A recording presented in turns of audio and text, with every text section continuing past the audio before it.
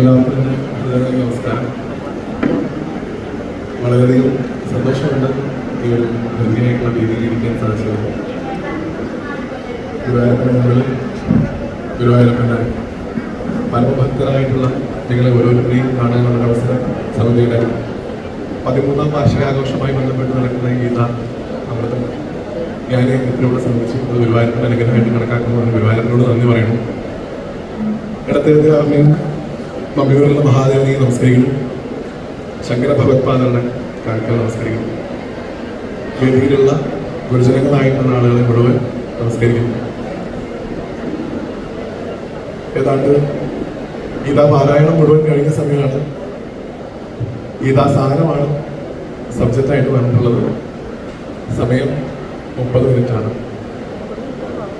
അത്രയും സമയം കൊണ്ട് ഭഗവത്ഗീത പോലും എന്താണ് വെച്ചാൽ ഗീതാത്തിന്റെ 2 അക്ഷരത്തെ പോലും വ്യാഖ്യാനിക്കാൻ സാധിക്കില്ല. എന്ന് ഗീതയെ എന്റെ പ്രായത്തിനേക്കാൾ ഉപരി ഉപാസിക്കുന്ന സജ്ജനങ്ങളായിട്ട് നിങ്ങൾക്കറിയാം.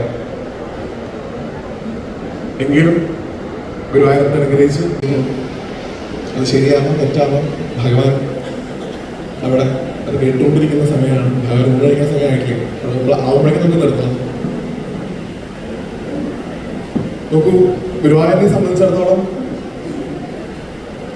ഭാഗവതം ഏറെ പ്രചാരത്തിലുള്ള ഒരു ഗ്രന്ഥമാണ്. പ്രത്യേകിച്ച് ഗുരുവായൂർ ഉൾപ്പെടെ ഭഗവാന്റെ പ്രത്യക്ഷ സ്വരൂപമായിട്ടുള്ള വിഗ്രഹം ശ്രീകോവിൽ ഇരിക്കുമ്പോൾ ശ്രീമദ് ഭാഗവതത്തെ ഭഗവാന്റെ പ്രത്യക്ഷ സ്വരൂപമായിട്ട് കാണാനാണ് നമ്മളെ പഠിപ്പിച്ചിട്ടുള്ളത്. ശ്രീമദ് ഭാഗവതാക്കോയെ പ്രത്യക്ഷ കൃഷ്ണയോഹി. ഭഗവാൻ തന്നെയാണ് ഭാഗവതം എന്ന് പറഞ്ഞുകൊണ്ടാണ് ഭാഗവത്തെ നമ്മുടെ ഹൃദയങ്ങളിലേക്ക് ആചാര്യന്മാരെടുത്ത് തന്നിട്ടുള്ളത്. ഗീതയ്ക്കുള്ള പ്രാധാന്യവും ഗുരുവായൂർ അത്രത്തോളം ഉണ്ട് എന്ന് മനസ്സിലാക്കുക. ഭഗവാനാണ് യഥാർത്ഥത്തിലുള്ള ഗീതാസാരം. ഗീതാസാരത്തിന് മുമ്പിൽ ഇരുന്നുകൊണ്ടാണ് നമ്മൾ ഗീതാസാരത്തെ കുറിച്ച് സംസാരിക്കാൻ ശ്രമിക്കുന്നത്. ഗീതയായിട്ടുള്ള അഭേദ്യമായിട്ടുള്ള ബന്ധമാണ് ഗുരുവായൂർ ക്ഷേത്രത്തിലുള്ളത്. പൊതുവിൽ നമ്മളെപ്പോഴത് ഭാഗവതത്തിലേക്ക് മാത്രം കൊണ്ടുപോയി കിട്ടുന്ന ഒരു രീതിയുണ്ട്. പ്രിയപ്പെട്ടവരെ, ഗുരുവായൂർ ഏകാദശി എന്ന് പറയുന്ന ദിവസം ഭഗവാന്റെ പ്രതിഷ്ഠാദിനമായിട്ട് മാത്രം കാണുന്ന ദിവസമല്ല, അന്ന് ഗീതാ ദിനം കൂടിയാണ്. ഭഗവാൻ അന്നാണ് ഗീത ഉപദേശിച്ചത് പാർത്ഥന്. ഗുരുവായൂരപ്പൻ ഇവിടെ വന്നിരുന്ന ദിവസവും ഗീതാദിനാണെന്നുള്ളത് ഓർക്കണം. അതാണ് ഗുരുവായൂരിന്റെ പ്രാധാന്യം. ഗുരുവായിരിക്കുന്ന ഗുരുവായൂരപ്പനാണ് പാർത്ഥന് ഗീത പറഞ്ഞു കൊടുക്കുന്നത്. സകലത്തിന്റെയും ഗുരുനാഥനായിട്ടുള്ള മമ്മിഗുരപ്പൻ രുദ്രഗീത ഉപദേശിക്കുന്ന സ്ഥലവും ഗുരുവായൂരാണ്. ഗീതയ്ക്ക് വലിയ പ്രാധാന്യം. ഏത് ഗീത ആയിക്കോട്ടെ, അതിലൊക്കെ പറഞ്ഞു വെച്ചിരിക്കുന്നത് ബ്രഹ്മവിദ്യയാണ് എന്നുള്ളത് സജ്ജനങ്ങളായിട്ട് നിങ്ങളോട് ഞാൻ പ്രത്യേകിച്ച് പറയേണ്ട ആവശ്യമില്ല. അതുകൊണ്ട് ഗീതയ്ക്ക് അവേദ്യമായിട്ടുള്ള പ്രാധാന്യമാണ് ഗുരുവായൂരുള്ളത്. ആത്യന്തികമായിട്ട് ഭഗവാൻ അർജുനോട് സംസാരിക്കുമ്പോഴൊക്കെ തന്നെ അർജുന ഞാൻ എന്ന് വിശേഷിപ്പിച്ചുകൊണ്ട് പറയുന്ന ഓരോ ഭാവവും ഈ ഞാൻ എന്നുള്ള ശബ്ദം കൊണ്ട് ഭഗവാൻ ഉദ്ദേശിച്ചത് ഒരിക്കലും ദേവകി പ്രസവിച്ച ആ ഒരു കുട്ടിയല്ല എന്നുള്ള ബോധ്യം നിങ്ങൾക്ക് അറിയാം. പരമമായിട്ടുള്ള ബ്രഹ്മമായിട്ടുള്ള ഞാൻ എന്ന ബോധത്തോടു കൂടിയാണ് ഭഗവാൻ ഗീത മുഴുവൻ അർജുനോട് പറഞ്ഞു. അതുകൊണ്ട് തന്നെ ഒരു മനുഷ്യന് ആത്യന്തികമായിട്ട് ബ്രഹ്മഭാവത്തിലേക്ക് സഞ്ചരിക്കാനുള്ള ഭഗവാൻ നമ്മുടെ മുമ്പിൽ തുറന്നു വെച്ചിട്ടുള്ള ഏറ്റവും മികച്ച വഴികളിലൊന്നാണ് ശ്രീമദ് ഭഗവത്ഗീത. നിരവധിയായിട്ടുള്ള ഗീതകൾ വേറെയായിട്ട് ഭഗവാൻ തന്നെ ഉപദേശിക്കുന്ന അനുഗീത ഉൾപ്പെടെ വേറെ വരുന്നുണ്ട്. എങ്കിൽ പോലും ഭഗവത്ഗീതയോടുള്ള നമ്മുടെ ഒരു പ്രത്യേകമായിട്ടുള്ള സ്നേഹം അത് ആത്യന്തികമായി അതിലൂടെ ഗുരുവായൂരപ്പനെ ലഭിക്കാൻ സാധിക്കും എന്നുള്ളതിന്റെ തെളിവായിട്ട് കാണണം. പറയുമ്പോൾ ശ്രീമദ് ഭാഗവതാണെങ്കിലും ഭക്തിജ്ഞാന വൈരാഗ്യങ്ങൾക്ക് വേണ്ടിയിട്ട് രചിക്കപ്പെട്ടതാണെങ്കിലും പലപ്പോഴും നമ്മുടെ ഇന്നത്തെ കാലഘട്ടത്തിൽ ഭാഗവതം ഭക്തി എന്ന് പറയുന്ന രസത്തിന് മാത്രം കൂടുതലായി മുന്നിക്കൊണ്ടിരിക്കുന്നതായിട്ടാണ് എനിക്ക് തോന്നിയിട്ടുള്ളത്. ഭക്തി ജ്ഞാനമായിട്ട് വരികയും ജ്ഞാനത്തിൽ നിന്ന് ഉണ്ടാവേണ്ട വൈരാഗ്യാവസ്ഥ പ്രാപിക്കുന്നതിനും ഭാഗവതത്തെ ഇന്നത്തെ കാലത്ത് നമ്മൾ വല്ലാണ്ട് ഉപാസിക്കുന്നുണ്ടോ എന്നുള്ള കാര്യത്തിൽ സംശയമാണ്. എന്നാൽ ഭഗവത്ഗീതയിലേക്ക് വരുമ്പോൾ പൂർണ്ണമായിട്ടും ജ്ഞാനത്തിന്റെ മുകളിലാണ് ഭഗവാൻ നിൽക്കുന്നത്. അതുകൊണ്ട് തന്നെ അറിവാണ് പരമമായിട്ടുള്ള സത്യം. ഭാഗവതം തുടങ്ങുമ്പോൾ നിങ്ങളൊക്കെ ഉറക്കെ ചൊല്ലാനുള്ള ആ സത്യം പരം ധീമഹി എന്ന് പറയുന്ന ശ്ലോകത്തില് പരമമായിട്ടുള്ള സത്യമാകുന്ന അറിവ് തന്നെയാണ് ഭഗവാൻ 18 അധ്യായങ്ങളിൽ വ്യാഖ്യാനിച്ചിട്ടുള്ളത്. അത് വ്യാഖ്യാനിച്ചതും ഭഗവാൻ തന്നെ നേരിട്ട്. അത് എഴുതിയതും സാക്ഷാൽ വ്യാസമഹർഷിയാവുന്ന ഭഗവാൻ തന്നെ. അപ്പൊ അങ്ങനെയുള്ള ഭഗവത്ഗീതയെ നമ്മൾ നോക്കിക്കാണുന്ന സമയത്ത് ഇവിടെ 12 അധ്യായങ്ങളിലെ പ്രഭാഷണം ഉൾപ്പെടെ കഴിഞ്ഞ സ്ഥിതിക്ക് ഞാൻ അതിലേക്ക് ഒന്നും പോകില്ല. ഗീതയുടെ മഹത്വം ഇനി വരുന്ന തലമുറയിലേക്ക് എത്തിക്കാനുള്ള ശ്രമങ്ങൾ വ്യാപകമായി നടത്തുക എന്നുള്ള ഒറ്റ അഭ്യർത്ഥനയാണ് ഇനി ഒരു 30 മിനിറ്റ് സംസാരിക്കുന്നത്. എന്താണോ ഭാഗവത ധർമ്മം എന്നുള്ള രീതിയിൽ നമ്മൾ കേൾക്കുന്നത്, അത് തന്നെയാണ് കുറച്ചുകൂടെ ഉയർന്ന തലത്തിൽ ഗീതയോട് സംസാരിക്കുന്നത്. പലപ്പോഴും പല കുട്ടികളും നമ്മൾ ഇന്ന് ഗീതാ ക്ലാസ്സുകളിലേക്കൊക്കെ കൊണ്ടാക്കുന്ന കുട്ടികൾക്കൊക്കെ തന്നെ ഗീതയെ നോക്കിക്കാണുമ്പോൾ ഉണ്ടാകുന്ന ഒരു പരിഭ്രമം, അല്ലെങ്കിൽ ഗീതയിലേക്ക് അടുക്കുമ്പോൾ ഉണ്ടാകുന്ന ഒരു ബുദ്ധിമുട്ട് എന്ന് പറയുന്നത് ആത്യന്തികമായിട്ടുള്ള ആധ്യാത്മിക അടിസ്ഥാനം ഇല്ലാതെ പെട്ടെന്ന് ഗീതയെ സമീപിക്കുമ്പോൾ ഉണ്ടാവുന്ന ബുദ്ധിമുട്ടുകളാണെന്ന് മനസ്സിലാക്കണം. അതുകൊണ്ട് ഗീതാധർമ്മം സമൂഹത്തിലേക്ക് എത്തിക്കാൻ വേണ്ടി ശ്രമിക്കുന്നത് നമ്മൾ ഓരോരുത്തരും ആധ്യാത്മികമായിട്ടുള്ള അറിവുകൾ കുട്ടികൾക്ക് ചെറുപ്പത്തിലെ പറഞ്ഞു കൊടുക്കാൻ സാധിക്കണം നമുക്ക്. അതുകൊണ്ടാണ് ഭഗവാൻ വിഭൂതി യോഗത്തിൽ ഇവിടെ നേരത്തെ ചൊല്ലി, യജ്ഞങ്ങളിൽ വെച്ച് ഞാൻ ജപയജ്ഞമാണ് എന്ന് ഭഗവാൻ തന്നെ പറയുന്നു. യജ്ഞങ്ങളിൽ വെച്ചിട്ട് ഏറ്റവും കേവലപ്പെട്ടത് ജപയജ്ഞമാണ്, എന്റെ നാമങ്ങൾ ചൊല്ലുന്നതാണ്. അത് ആത്യന്തികമായിട്ട് ഒരിക്കലും നിങ്ങൾ കരുതരുത് കുറെ തവണ നാമം ചൊല്ലുമ്പോൾ ഭഗവാൻ എങ്ങനെ വന്നിട്ടോ എന്റെ നാമം 1000 തവണ ചൊല്ലിയല്ലോ എല്ലാവർക്കും എന്നെ അനുഗ്രഹിക്കട്ടെ. അല്ല, ആത്യന്തികമായിട്ട് അവനെ തന്നെ ശുദ്ധീകരിച്ചുകൊണ്ട് അവനിലിരിക്കുന്ന ഭഗവാനെ കണ്ടെത്താനാണ് നാമത്തെ ഉപയോഗിക്കേണ്ടത്. അല്ലാതെ 1000 തവണ ചൊല്ലുമ്പോൾ ഭഗവാൻ ഇഷ്ടം കൂടുതലും 12 തവണ ചൊല്ലുമ്പോൾ ഇഷ്ടം കുറവില്ലെന്ന് മനസ്സിലാക്കാം. അതുകൊണ്ട് നാമജപത്തിന്റെ മുകളിൽ നിന്നുകൊണ്ട് വേണം നമ്മൾ ഇന്ന് ഗീതയെ പുതിയ തലമുറയിലുള്ള കുട്ടികൾക്ക് പറഞ്ഞു കൊടുക്കാനാണ് എൻ്റെ ഒരു അഭിപ്രായം. നാമജപത്തിൽ ശ്രദ്ധ കേന്ദ്രീകരിച്ച് നാമത്തിന്റെ മുകളിൽ നിന്നുകൊണ്ട് ഗീതയെ സമീപിക്കുമ്പോൾ വളരെ എളുപ്പത്തിൽ ഈ പറഞ്ഞ പരിഭ്രമം മാറി, ഗീതയോടുള്ള അകൽച്ച മാറി, ഗീതയെ സ്നേഹിക്കാനും ആത്യന്തികമായി ഇത് എന്നെ തന്നെ അറിയാനുള്ള അറിവാണെന്ന് മനസ്സിലാക്കാനും പുതിയ തലമുറയിലെ കുട്ടികൾക്ക് സാധിക്കുമെന്ന് നിരവധിയായിട്ടുള്ള മഹാത്മാക്കൾ ഇന്ന് തെളിയിച്ചുകൊണ്ടിരിക്കുന്നുണ്ട്. അതുകൊണ്ട് നാമജപത്തിന് മുകളിൽ നിന്നുകൊണ്ട് ഗീതയെ നോക്കിക്കാണാൻ ശ്രമിക്കുക. അങ്ങനെ നോക്കി 18 അധ്യായം കഴിയുന്ന സമയത്ത് ഭഗവാൻ തന്നെ പറയുന്ന ഒരു അവസ്ഥയുണ്ട്. 18ാമത്തെ അധ്യായത്തിൽ 66ാമത്തെ ശ്ലോകം അല്ലെ, എല്ലാ ധർമ്മങ്ങളും പരിത്യജിച്ച് നിങ്ങൾ എന്നിലേക്ക് വരും. ഒരു കംപ്ലീറ്റ് സറണ്ടറിലേക്ക്, അതിനെ നമ്മൾ സാധാരണ രീതിയിൽ സമ്പൂർണ്ണ ശരണാഗതി എന്ന് വിളിക്കും. അത് ഏറ്റവും കൂടുതൽ നിങ്ങൾക്ക് കാണാൻ സാധിക്കുന്ന ഒരു ഭൂമിയിലെ സ്ഥലത്താണ് നിങ്ങൾ ഓരോരുത്തരും ഇരിക്കുന്നത് എന്നുള്ള ബോധ്യം നിങ്ങൾക്ക് ഉണ്ടാവണം. ഇവിടെ സമ്പൂർണ്ണ ശരണാഗതി കാണാൻ നിങ്ങൾ ഒന്ന് പുറകിലേക്ക് നോക്കിയാൽ മതി. ആ കൊടിമരത്തിന്റെ പുറകിൽ ആ വലിയ ദൈവസ്ഥലത്തിന്റെ അവിടെ കാണാം എന്താണ് യഥാർത്ഥത്തിലുള്ള ശരണാഗതി. അങ്ങല്ലാതെ ആരുമില്ല കൃഷ്ണ, അങ്ങയിലേക്ക് ഞാനിതാ വന്ന് വീണു എന്ന് പറഞ്ഞ് നമസ്കരിക്കുന്ന എത്രയോ ആളുകളെ നിങ്ങൾക്ക് നിങ്ങളുടെ തൊട്ട് പുറകിൽ നോക്കിയപ്പോഴാണ്. അതിന്റെ അർത്ഥം ഭഗവാൻ തന്നെ വ്യാഖ്യാനിക്കുന്നുണ്ട്. ഒരിക്കലും എല്ലാ ധർമ്മങ്ങളെയും വിട്ടെറിഞ്ഞ് എൻ്റെ അടുത്തേക്ക് ഓടി വരിക എന്നുള്ളത് മാത്രമല്ല, ചെയ്യുന്ന ഓരോ കർമ്മങ്ങളും എനിക്കുള്ള ആരാധനയായിട്ട് കണ്ടുകൊണ്ട് നീ കർമ്മം ചെയ്യുന്നുള്ളതാണ്. എന്തൊരു പ്രവൃത്തി നമ്മൾ ചെയ്യുമ്പോഴും അത് ആർക്കുള്ള അർച്ചനയായിട്ട് മാറ്റാൻ ഭഗവാൻ പറയുന്നു, ഭഗവാനുള്ള അർച്ചനയാക്കി മാറ്റാൻ പറയുന്നു. ആ ഭഗവാൻ ഇരിക്കുന്നത് ഒരിക്കലും ഗുരുവായൂർ ശ്രീകോവിലിന്റെ ഉള്ളിൽ മാത്രമല്ല, നമ്മളുടെ ഓരോരുത്തരുടെയും ഉള്ളിലാണ് എന്നുള്ള ഭാവം ഭഗവാൻ ഉണ്ടാക്കി തരികയും ചെയ്യുന്നു. കാർപ്പണ്യ ദോഷം എന്ന് ഭഗവാൻ വിളിക്കുന്ന നമ്മളിൽ തന്നെ പല ആളുകൾക്കുള്ള പ്രധാനപ്പെട്ട ദോഷം പരിഹരിക്കാൻ വേണ്ടി നമ്മൾ ക്ഷേത്രത്തിനകത്തേക്ക് നോക്കുന്നത് പോലെ തന്നെ നമ്മളുടെ ഉള്ളിലേക്ക് കൂടെ നോക്കാൻ ഭഗവാൻ പറയുന്നു. അങ്ങനെ നോക്കുന്നവരെയാണ് ഭഗവാൻ അമൃതസ്യ പുത്ര എന്ന് വിളിച്ചത് അല്ലെ. അവനവന്റെ അകത്തേക്ക് നോക്കാൻ പറയുന്നു ഭഗവാൻ. അല്ലെങ്കിൽ എന്റെ യഥാർത്ഥത്തിലുള്ള രൂപം കാണാനായിട്ട് ഞാൻ വിശേഷപ്പെട്ട കണ്ണുകളെ നിനക്ക് തരാമെന്ന് ഭഗവാൻ പറഞ്ഞത് ഒരിക്കലും ഭഗവാന്റെ പ്രത്യക്ഷത്തിലുള്ള രൂപം കാണാൻ വേണ്ടി മാത്രമല്ല, അകത്തേക്ക് നോക്കാനുള്ള അകക്കണ്ണാണ് ഭഗവാൻ ഉദ്ദേശിച്ചത് എന്നുള്ള ബോധ്യം കൂടി നമുക്കുണ്ടാവണം. അങ്ങനെ ഗീതയെ കാണുമ്പോൾ ആത്യന്തികമായിട്ട് ഭഗവാൻ ഓരോ ശ്ലോകത്തിലും അഭിമുഖീകരിച്ചിട്ടുള്ളത് അർജുനൻ എന്ന് പറയുന്ന യുദ്ധം ചെയ്യാൻ തയ്യാറായി നിൽക്കുന്ന ഒരു പോരാളിയുടെ ചോദ്യങ്ങൾക്ക് മാത്രമല്ല, പലപ്പോഴായി ഗുരുവായൂരും നിങ്ങളുടെ നാട്ടിലെ അമ്പലങ്ങളിലും ഒക്കെ ശ്രീകോവിലിന്റെ മുമ്പിൽ ചെന്ന് നമ്മൾ പലപ്പോഴും ചോദിച്ചിട്ടുള്ള ചോദ്യങ്ങളുടെ ഉത്തരം തന്നെയാണ് ഈ 18 അധ്യായങ്ങളിൽ ഭഗവാൻ പറഞ്ഞു വെച്ചിട്ടുള്ളത് എന്നുള്ള ഉത്തമമായിട്ടുള്ള ബോധ്യം അപ്പൊ നമുക്കുണ്ടാവും. അകത്തേക്ക് സഞ്ചരിക്കുന്ന അതിനുവേണ്ടി വേണം നമ്മൾ ഇന്നത്തെ കാലത്ത് ഗീതയെ ഉയർത്തി കാണിക്കേണ്ടത്. ഗീത ഒരിക്കലും ഒരു അമാനുഷികമായിട്ടുള്ള പുസ്തകമല്ല. നിങ്ങൾക്കറിയാം, ഞാൻ തന്നെ പലപ്പോഴും പറയാറുണ്ട്, ഈ സേനയോ ലിഭ്യോർ മധ്യേ രഥം സ്ഥാപിതം അച്യുത എന്ന് പറഞ്ഞ് രണ്ട് സേനകളുടെയും ഇടയിൽ എന്റെ രഥത്തെ കൊണ്ടുപോയി നിർത്തിയാലും ഭഗവാനെ എന്ന് പറയുന്ന അർജുനന്റെ കോൺഫിഡൻസ് ആണ് ആദ്യത്തെ ഭാഗം നമ്മൾ കാണുന്നത്, അല്ലെ? ഞാനൊന്ന് കാണട്ടെ ആരൊക്കെയാണ് എന്നോട് യുദ്ധം ചെയ്യാൻ നിൽക്കുന്നത് എന്നുള്ള ബോധ്യം എനിക്ക് ഉണ്ടാവട്ടെ എന്ന് പറയുമ്പോൾ ഒരു കോൺഫിഡൻസ് ഉണ്ട്.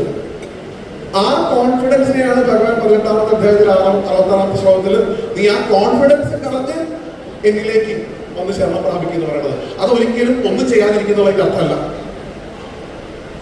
കാരണം ഈ കോൺഫിഡൻസ് ഉള്ള അതേ അർജുനാണ് 10 മിനിറ്റ് കഴിഞ്ഞിട്ട് പറയുന്നത് സ്വജനസ്യ കഥം ഹത്യ സുഖിരസ്യാമ മാധവ. എന്നെ കൊല്ലാൻ വന്നവരെ, എന്റെ കൈ കൊണ്ട് മരിക്കാൻ പോകുന്നവരെ ഞാനൊന്ന് കാണട്ടെ എന്ന് പറഞ്ഞ് വിത്തിൻ സെക്കൻഡ്സ് ഒരാൾ പറയാണ് ഇവരൊക്കെ വന്നിട്ട് എന്ത് കിട്ടുന്നു കൃഷ്ണ, അല്ലെ? ഇത് നമ്മുടെ മനസ്സാണ് ഇങ്ങനെ മാറിക്കൊണ്ടിരിക്കുന്നത് എന്നുള്ള ബോധ്യം നമുക്ക് ഉണ്ടാവണം. പലപ്പോഴും തമാശയായിട്ട് പറഞ്ഞതാട്ടോ. അപ്പൊ ഫുഡ് കൺട്രോൾ ഒന്നും ഇല്ലാണ്ട് അങ്ങനെ ഓടി നടന്ന് പ്രഭാഷണത്തിൽ നടക്കുന്ന സമയത്ത് വിചാരിക്കും നാളെ മുതൽ ഓടാൻ പോണെന്ന് വിചാരിച്ചിട്ടാണ് കിടക്കുക. പിറ്റേ ദിവസം രാവിലെ എണീക്കുമ്പോൾ തോന്നും ഇന്ന് വേണ്ട, നാളെ ആവാം. ഇന്നലെ ഉറങ്ങാൻ കിടക്കുന്ന സമയത്ത് ഓടാൻ പോകാൻ തീരുമാനിച്ചതും ഞാൻ തന്നെയാണ്. ഇന്ന് രാവിലെ എണീറ്റപ്പോൾ അത് വേണ്ട പിന്നേക്ക് ആക്കാൻ തീരുമാനിച്ചതും ഞാൻ തന്നെയാണ്, അല്ലേ? എല്ലാം ഇതിന്റെ അടുത്ത് തന്നെയാണ് വന്നത്. അപ്പൊ അതുകൊണ്ട് ഈ രീതിയിലേക്ക് നമ്മുടെ മനസ്സ്, ചഞ്ചലമായിരിക്കുന്ന മനസ്സുള്ള എന്നെ, അല്ലെ? ആ ചഞ്ചലമായിരിക്കുന്ന മനസ്സുള്ള എന്നെ അങ്ങ് ജ്ഞാനത്തിനോട് ഉയർത്തുന്നതാണ്. ഞാൻ തന്നെ പലപ്പോഴും പല പ്രഭാഷണങ്ങളും പറയാറുണ്ട്, ഭഗവാനാണ് അർജുനന്റെ ഏറ്റവും പ്രിയപ്പെട്ട മിത്രം നമ്മൾ വ്യാഖ്യാനിക്കാറുണ്ട്. ഭഗവാന്റെ എല്ലാ തരത്തിലുള്ള കാര്യങ്ങളും പങ്കുവയ്ക്കുന്ന ആളാണ് അർജുനൻ. നമുക്കറിയാം എല്ലാ സമയത്തും ഭഗവാനാണ് അർജുനെ രക്ഷിക്കാനുണ്ടായിട്ടുള്ളത്. നമുക്കറിയാം, സന്താന ഗോപാലായിക്കോട്ടെ മറ്റുള്ള കഥകളായിക്കോട്ടെ എപ്പോഴും ഭഗവാൻ അർജുനെ രക്ഷിക്കാനൊപ്പം ഉണ്ടായിരുന്നു. എന്നാൽ ഈ ഗാണ്ഡീവം ചോർന്നു പോണ സമയത്ത്, ഗാണ്ഡീവത്തിന്റെ ഒപ്പം തന്നെ ധൈര്യം ചോർന്നു പോണ സമയത്ത്, മോഹാലസ്യത്തിന്റെ ഒരു ഘട്ടത്തിലേക്ക് വീഴുന്ന സമയത്ത് പ്രിയപ്പെട്ടവരെ ഭഗവാൻ ഒരിക്കലും അർജുനോട് പറഞ്ഞിട്ടില്ല പ്രിയപ്പെട്ട അർജുന റെസ്റ്റ് എടുത്തോളൂ, ഞാൻ പോയി യുദ്ധം ചെയ്തോളാം, ഞാൻ എന്നെ കൂട്ടുകാരനല്ല, അതുകൊണ്ട് ഒക്കെ ഞാൻ ഏറ്റു എന്നൊരു ഭാവം ഭഗവാൻ പറഞ്ഞിട്ടില്ല. പകരം എന്ത് പറഞ്ഞു? ഉദ്ധരേതാത്മനാത്മാനം, നിന്റെ ഉള്ളിലുള്ള എന്നെ തിരിച്ചറിഞ്ഞ് നീ എന്നെ ഉയർത്ത് എന്ന് പറഞ്ഞ ഗുരുവായൂരപ്പനാണ് ആ ശ്രീലകത്തുള്ളത് എന്നുള്ള ബോധ്യം നമുക്കുണ്ടാവണം. അദ്ദേഹം ഉള്ളത് എവിടെ മാത്രമല്ല, നമ്മൾ കാണുന്ന ഒരു ശ്രീകോവിലിൽ മാത്രമല്ല, അദ്ദേഹം എൻ്റെ ഉള്ളിലുണ്ട്.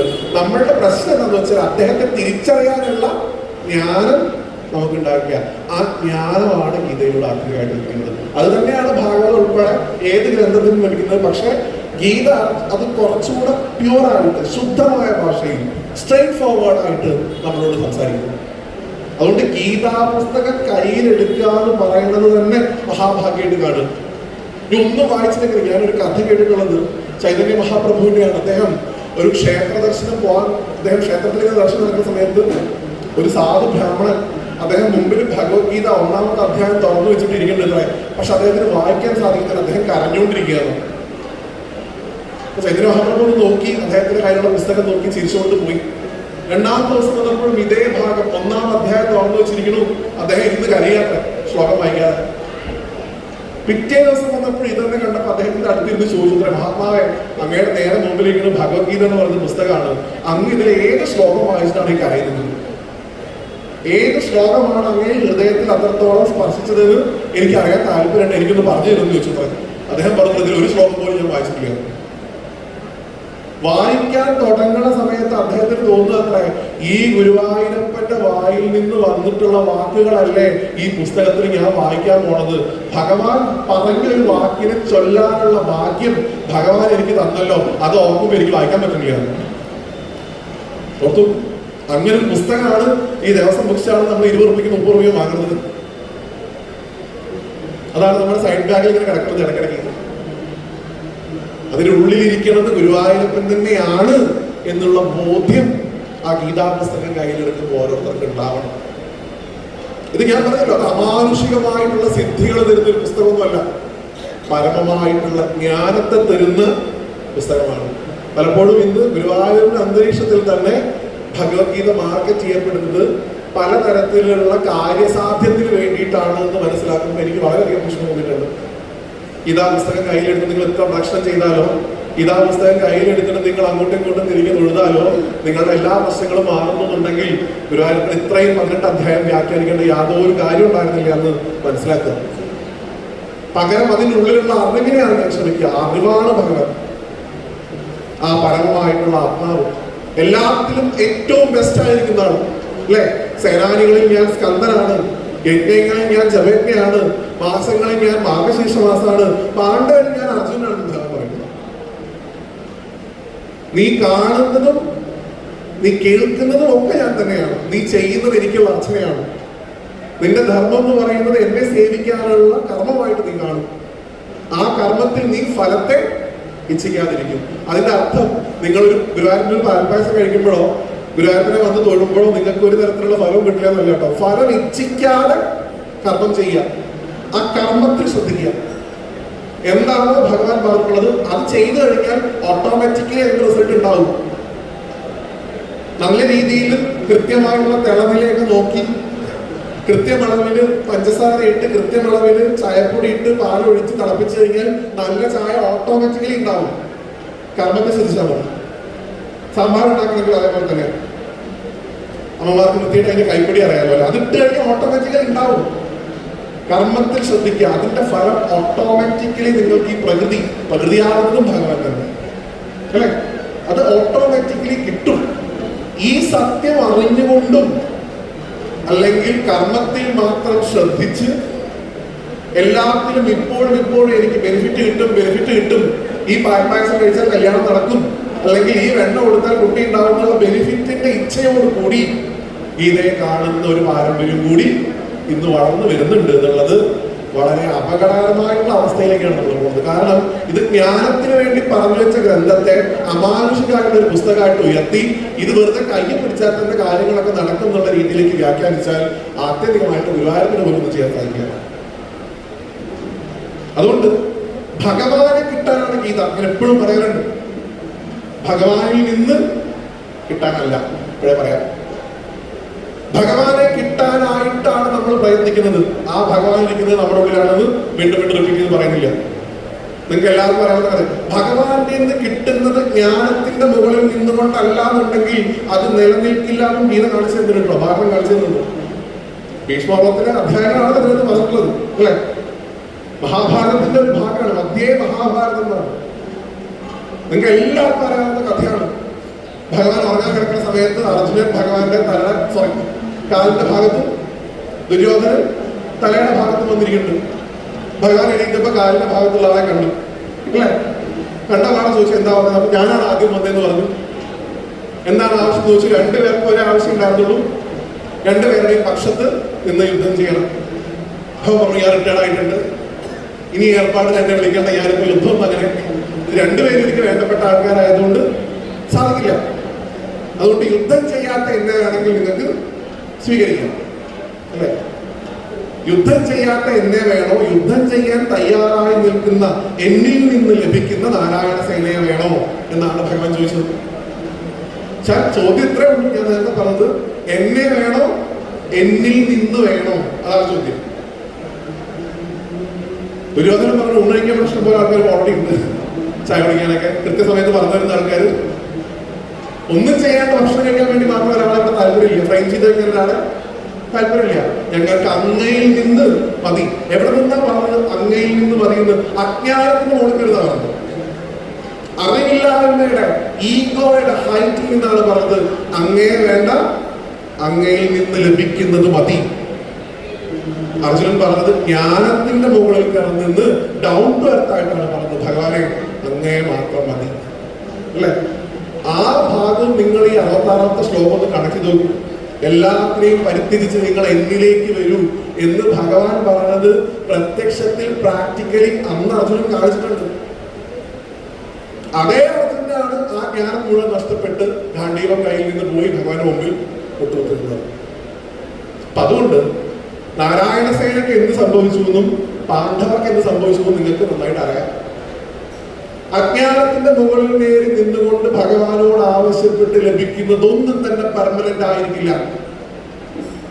എന്നാൽ ജ്ഞാനത്തിന്റെ മുകളിൽ കയറി നിന്ന് ഭഗവാനെ കിട്ടിയാൽ എല്ലാം സ്ഥിരമായിട്ട് അവിടെ ഉണ്ടാവുകയും ചെയ്യും. ഏത് വേണം എന്നുള്ളത് നമ്മുടെ ചോയ്സാണ്. ആ ചോയ്സിന് നോക്കുന്ന സമയത്ത് തിളക്കത്തോടെ ഭഗവാനെ മതി എന്ന് കാണാനുള്ള അകക്കണ്ണ് ശ്രീമദ് ഭഗവത്ഗീത നിങ്ങൾക്ക് ഉണ്ടാക്കി തരും എന്നാണ് ഞാൻ പറഞ്ഞത്. അത് കിട്ടാനാക്കി ഗീത കയ്യിൽ പിടിച്ചിട്ടും ഭഗവാനോട് ചോദിച്ചുകൊണ്ടേ ഇരിക്കരുത്. 10 ലിറ്റർ പാൽപ്പായസം കഴിഞ്ഞു കൃഷ്ണ എന്ന് പറയുന്നു. ഗീത കയ്യിൽ പിടിക്കുന്ന സമയത്ത് അങ്ങേ മാത്രം മതി എന്നുള്ള ഉത്തമമായിട്ടുള്ള ബോധ്യം വേണം. ഞാൻ എന്ത് ചെയ്യുന്നതും അങ്ങേക്കുള്ള അർച്ചനയാണെന്ന്. ഈ ഭാഗം ഒക്കെ നമ്മുടെ പാവപ്പെട്ട ഭാഷാപിതാവ് പച്ച മലയാളത്തിൽ മനുഷ്യന്മാർക്ക് മനസ്സിലാവുന്ന ഭാഷയിൽ എഴുതി വെച്ചിട്ടുണ്ട് ഗുരുവായൂരപ്പൻ ഹരിനാമ കീർത്തനത്തിൽ, അല്ലെ? യാതൊന്നു കാണുന്നത് നാരായണ പ്രതിമ, യാതൊന്നു കേൾപ്പതത്, യാതൊന്നു ചെയ്യുന്നത്, യാതൊന്നതൊക്കെ ഹരി.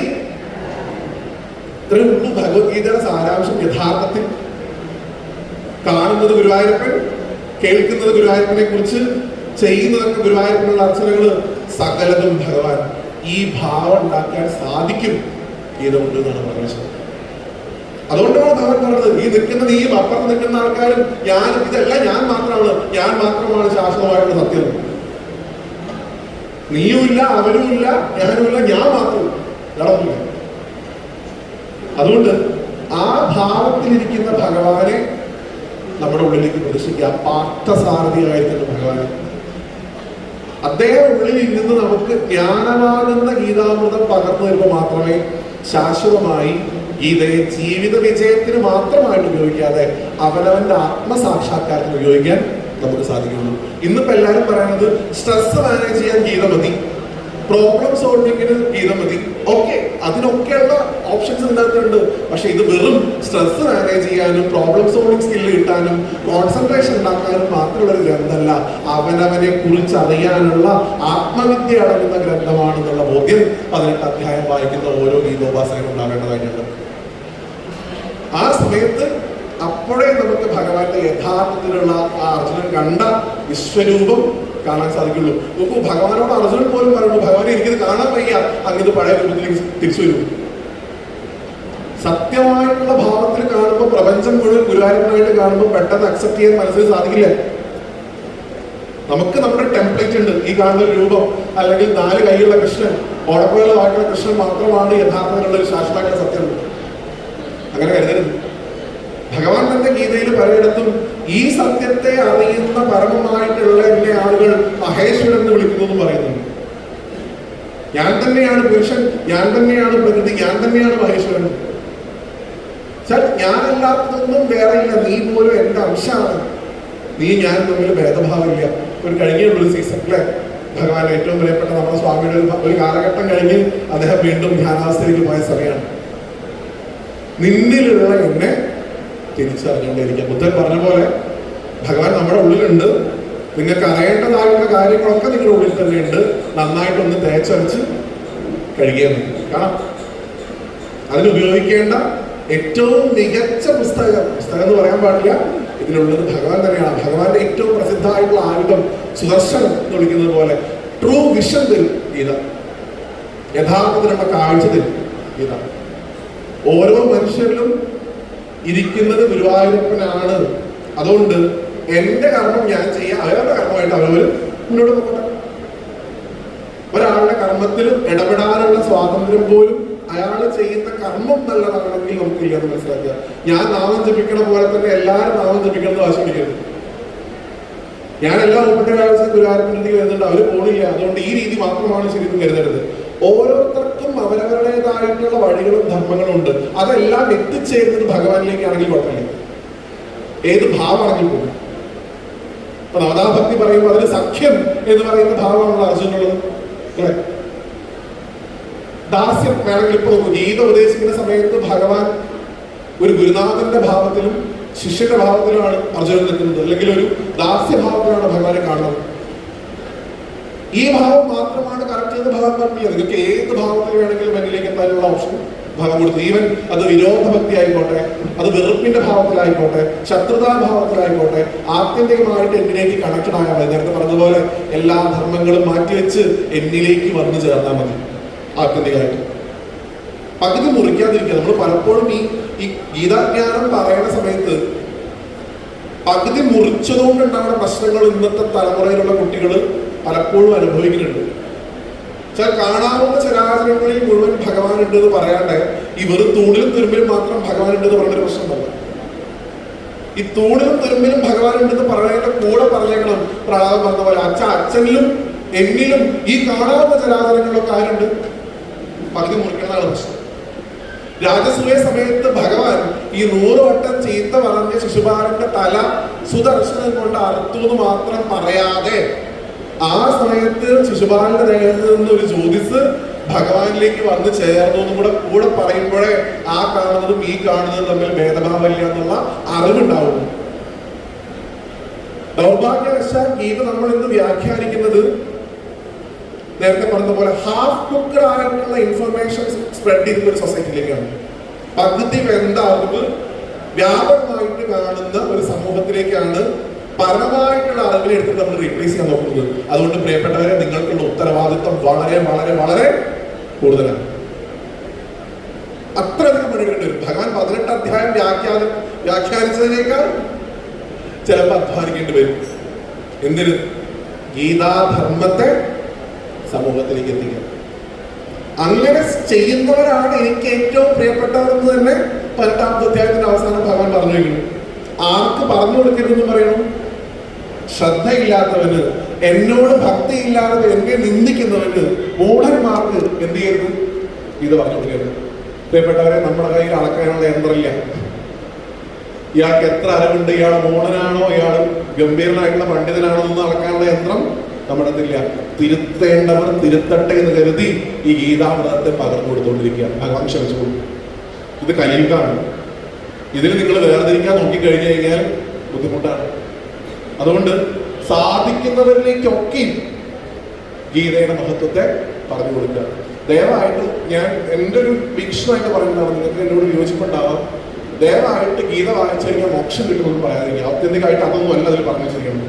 മോക്ഷമാണ് പുരുഷാർത്ഥങ്ങളിൽ 4ാമത്തേതായിട്ടുള്ള മോക്ഷം, സാക്ഷാത്കാരം, ഇതൊക്കെ ഗീത പറയുന്നുണ്ട്. പക്ഷെ നോക്കൂ, അതിലേക്ക് പോകുന്നതിന് മുമ്പായിട്ട് ഇപ്പൊ ജീവിക്കണ ഈ ജീവിതം നന്നായിട്ട് ജീവിക്കട്ടെ. ഇപ്പൊ നടക്കണ എന്താണ് യഥാർത്ഥത്തിലുള്ള സുഖം? ഈ സോക്കോളിൽ അടിച്ചുപിടി ഗുരുവായൂർ എന്ന് കുറച്ച് റീൽസൊക്കെ എടുത്ത് സെൽഫി വിത്ത് കണ്ണൻ, അതാണ് യഥാർത്ഥത്തിലുള്ള സുഖം. പരമമായിട്ടുള്ള അറിവുണ്ടാവുമ്പോൾ അനുഭവിക്കണ ആ സച്ചിദാനന്ദാവസ്ഥ അനുഭവിക്കുന്നതല്ലേ യഥാർത്ഥത്തിലുള്ള സുഖം. ആദ്യം തിരുമേനി ഗുരുവായൂരിനെ വിളിച്ചിരുന്ന പേരായിരുന്നു സച്ചിദാനന്ദ കട്ടാന്ന്. അത് ഉള്ളിലുണ്ടാവുമ്പോൾ ഉണ്ടാവുന്ന ആനന്ദമാണ് പരമമായിട്ടുള്ള ആനന്ദം. അതിനു വേണ്ടിയിട്ട് ശ്രമിക്കുക, അത് സമൂഹത്തിലേക്ക് എത്തിക്കാൻ വേണ്ടി ശ്രമിക്കുക. ഇന്ന് നമ്മൾ പറയുന്നുണ്ട് പ്രഭാഷണങ്ങൾക്കും ഗീതാ സദസ്സുകളിലും ഭാഗവതങ്ങൾക്കും അല്ലെങ്കിൽ ഭജനകൾക്കൊക്കെ കേൾക്കാൻ ആയിരക്കണക്കിന് ലക്ഷക്കണക്കിന് ആൾക്കാർ നാം ഒഴുകി വന്നുകൊണ്ടിരിക്കണു എന്നുള്ളത്. ഇവിടെയും നിങ്ങൾ എത്രയും ആൾക്കാരെ കാണുമ്പോൾ എനിക്ക് വലിയ സന്തോഷമുണ്ട്. ഇന്ന് പല ആൾക്കാരും വ്യാഖ്യാനിക്കാറുണ്ട്, ഇതാണ് ട്രെൻഡ്. എന്ത് ഭക്തി ഇന്ന് എന്താണ്? ആധ്യാത്മികത ഇന്ന് എന്താണ്? ട്രെൻഡാണ്. പ്രിയപ്പെട്ടവരെ, ഗുരുവായൂരപ്പൻ പോലും പറഞ്ഞിട്ടുണ്ട്, ഒരു ട്രെൻഡും ശാശ്വതമല്ല. ഇവിടെ ഞാൻ പറയാം, എല്ലാം ശരിയായി ഇതാ ഭജനയ്ക്ക് ആളുകൂടി അല്ലെങ്കിൽ ഭാഗവതം കേൾക്കാൻ കസേരട്ടത് മതിയാവില്ല എന്ന രുക്മിണി സാഗരത്തിന് ഏകാദശം പറയുമ്പോഴല്ല. അതുകൊണ്ട് എല്ലാം ശരിയായി. ഇനി നമുക്ക് വളരെ സുഗമമായിട്ടുള്ള പാതയാണ് നമ്മുടെ മുമ്പിലിരിക്കുന്നത്. ധർമ്മത്തിന് നല്ല കാലം ഇതാ വരാൻ പോകുന്നു എന്ന് കരുതി പണിയെടുക്കാതിരുന്നു കഴിഞ്ഞാൽ അമൃതസ്യ പുത്രാന്ന് വിളിക്കില്ല ഭഗവാൻ. അത്രേ ഉള്ളൂ. വേറെ സ്ഥലത്ത് വിളിക്കും. അതിനോട് പറയണ്ടല്ലോ, നീ ആരെപ്പോലെ പെരുമാറുന്നു, ആരെപ്പോലെ സംസാരിക്കുന്നു. അതുകൊണ്ട് പണിയെടുത്തുകൊണ്ടിരിക്കുന്നു. ആ കർമ്മങ്ങളൊക്കെ ഭഗവാനുള്ള അർച്ചനയായിട്ട് കാണുക.